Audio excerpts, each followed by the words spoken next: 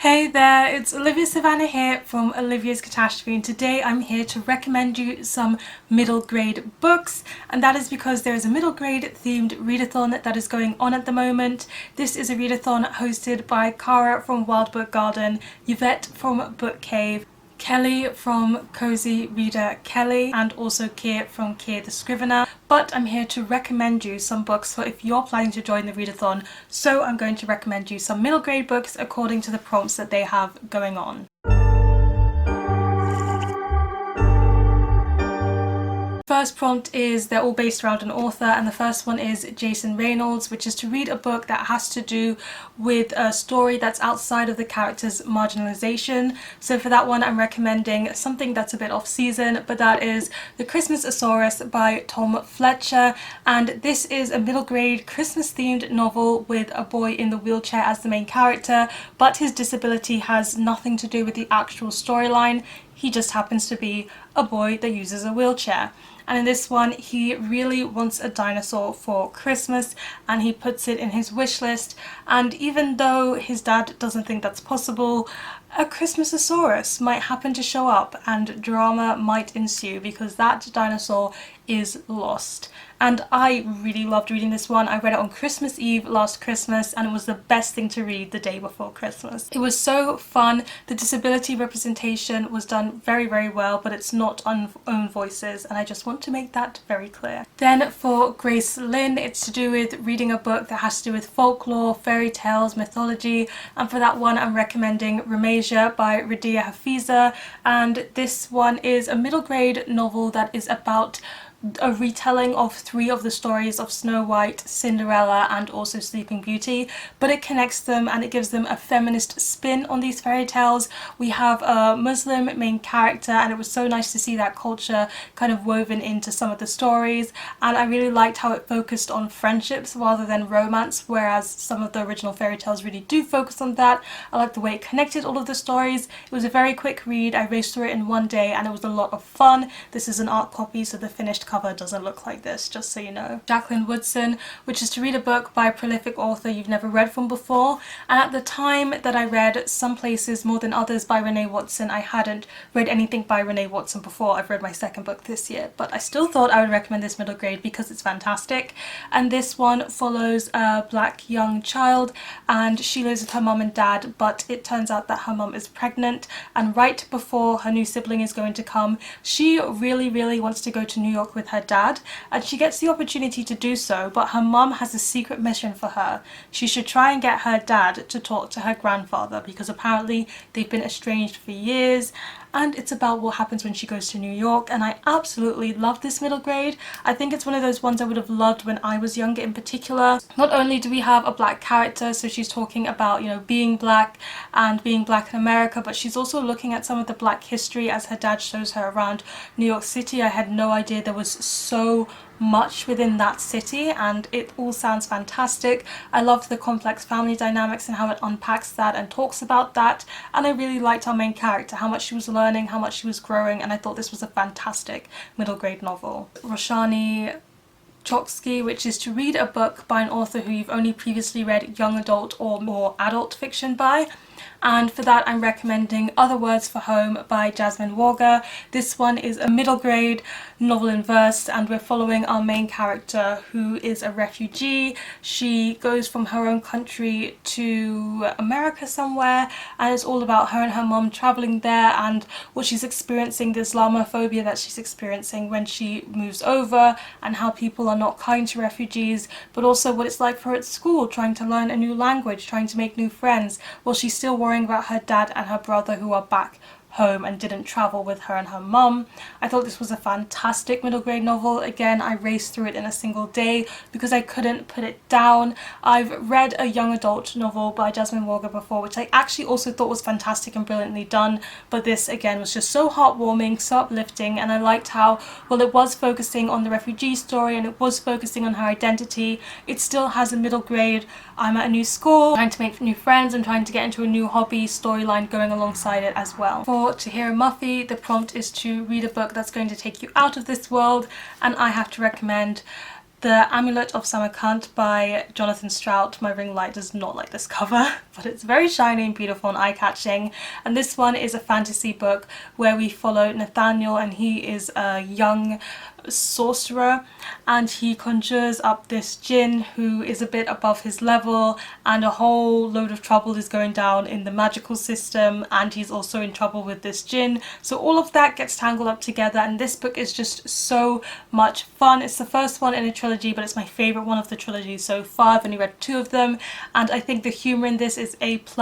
I just love the jokes, I just love the banter that Nathaniel and the djinn have, and the footnotes, which are from the djinn's perspective, are just bonus points. It's just such a fun book in format, in terms of what's in it, and the creativity totally pulled me out of this world. Then for L.M. Montgomery, the prompt is to read a classic or read one of your childhood favourite middle grades, and unfortunately I was trying to think of a middle grade classic that I would recommend, and I could think of literally none of them because I either find them boring or I find them problematic in some way, at least so far. So I'm going to recommend one from my childhood, and that is The BFG by Roald Dahl. And I know that Roald Dahl also has some problematic middle grades, so, you know, take it or leave it, but I did really enjoy this one when I was younger. I think it's just such a creative story. It's about this little girl who lives in a world where these giants exist, and the giants are scary, they're horrible, you try and avoid them, but she meets the BFG, which is a big friendly giant, and it's about what happens when she does. I found this story so creative and magical and captivating when I was younger, and I really like the friendships that form in this one, and just the wild ride that the story goes on, so I still very much recommend it. The casing calendar, and the prompt for this is to read a queer book that's middle grade, and when I was thinking about the middle grade that I've read, unfortunately I haven't read quite a lot of queer middle grade, so I was disappointed for myself in that aspect. I've read, you know, young adult that's queer, adult that's queer, but not enough middle grade. And I did recently get Me, My Dad and the End of the Rainbow, which is one I'm looking forward to reading, but meanwhile I'll recommend Alessia and Atlantis by Nathalie Laine, because it has a male couple in this one who are just casually in this world, who are just casually, you know, looking after this young girl who happens to be in their world, and it's all accepted and there's no homophobia, and it was very nice to see that in a middle grade novel. And this one follows Alessia, who is this young girl who gets sucked into the sea and into this magical world, and she's always been looking for clues about her missing father. When she gets sucked into this world, she finds out that her long lost father used to be from Atlantis, so she continues her search in this magical world. I found this one very fun and enjoyable. I liked how the plot went in directions that I didn't expect. I liked how much this one focused on empathy as a quality and how you can deal with that as a child and what it means, and I think the friendships that formed in this one were also very beautiful to follow. So I had a lot of fun reading this middle grade novel. Catherine Applegate, and that's to read a book with Animal as the main character or Animal as supporting characters, and for that I've chosen The Creature Keeper by Damaris Young, and I read this one fairly recently.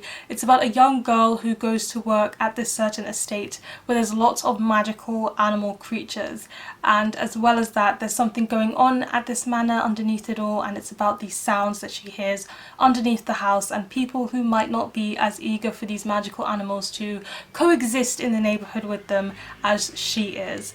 And while this wasn't per se the one for me, because I'm not a big animal fan in books, I do think if you are an animal fan in books you are going to enjoy this one. The magical animals alongside the real animals was an absolute joy to learn about. It was so nice to see how much she truly cared for animals, and she learns a lot about the problems with animal enclosures and taking animals out of their environment to keep track of them. There's also a very nice friendship that forms in this one again, so that was also very nice to see. A very fun story. Kwame Alexander, the prompt is to read a novel in verse, and I've already recommended Other Words for Home, but another one I would recommend is Brown Girl Dreaming by Jacqueline Woodson, and this one is about a young black girl who grows up in historical America, and it's just about her experience growing up and what she does, how she travels, the people that she meets and such, and I really enjoyed reading this one. It's been a couple of years since I read it.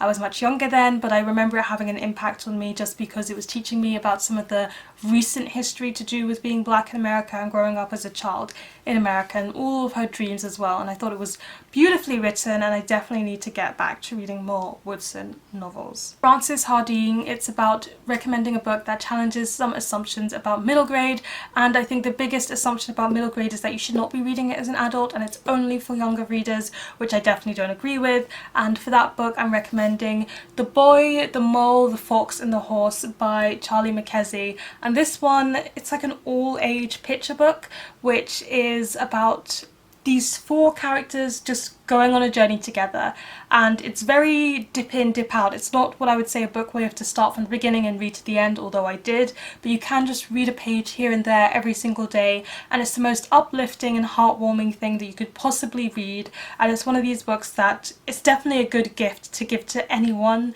who's having a hard time, but also just anyone who could do with some value, some words of affirmation. And I think it's a brilliant one to give to everyone. It's a picture book, everybody can read it. I like giving it to people who aren't readers because it's so easy to read. The only thing is that I think you can tell from the writing on the top with the title, the writing is done in a way that can be hard to read. I'm not sure how dyslexic readers would be with this style of writing, and I would say it's just one of the downsides of the book, the writing that they've chosen, but otherwise I would really recommend it. I can't, it's to recommend that book that has themes of family, and I could only go with the Chocolate Box Girls series by Cathy Cassidy. This is the 3rd book in the series because my shelves are quite chaotic. I couldn't find the first one, it's on there somewhere, so I just thought I would show you the 3rd one, which is actually the one with the youngest main character, so it definitely fits for the middle grade series. But in this series we follow these 2 families that are coming together because the mum and dad are going to be in a relationship.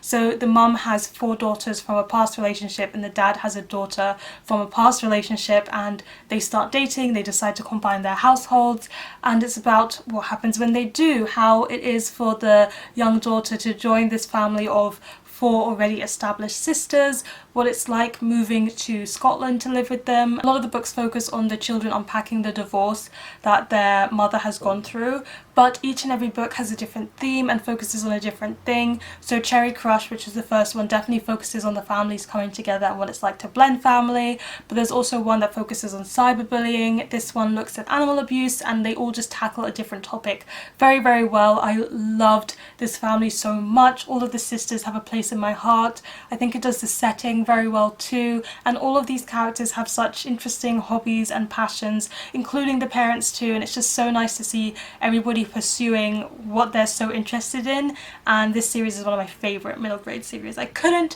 recommend it more. To recommend a book that has a trope you love, and I wouldn't per se say this is a trope, but it's a theme, and I don't even think I should tell you the theme because might be a bit of a spoiler for this book, but I really like The Space We're In by Katya Balen, and I also will say that it has a lot to do with complex family dynamics, so I would say that is a trope that are in this book as well. And this one follows these 2 brothers, Frank and Max, and Frank is the older brother. He's still a child though, and he has a younger brother called Max who is autistic and severely autistic, and it's about the family and how they work with Max. The mum is a stay-at-home mum and the dad goes to work, and it's about their family dynamics, how they get on with doing so, but Frank also needs his own time to grow, his own space to grow, while the parents seem to be very focused on his younger brother, and it's about navigating that and what happens for this family. And I really love this book. I think it does a very good job of showing family, it does a very good job of showing love and moving through hard times. Again, the friendships in this were just so great and I loved seeing it, but overall the brother relationship is definitely what stole the show for me here, and they go through their ups and downs and I liked seeing that process. There you have it, that's a stack of middle grade that I really recommend everybody read, and I hope you will be joining in with this readathon and reading some wonderful middle grade books. Thank you so much for watching this video. Please let me know in the comment section down below, have you read any of these, or what's a middle grade novel that you really recommend? Give this video a thumbs up if you enjoyed it, hit the subscribe button if you want to see more, and don't forget to hit that notification bell to be updated every time I have a new video. And you know what they say, onwards and upwards. Excelsior.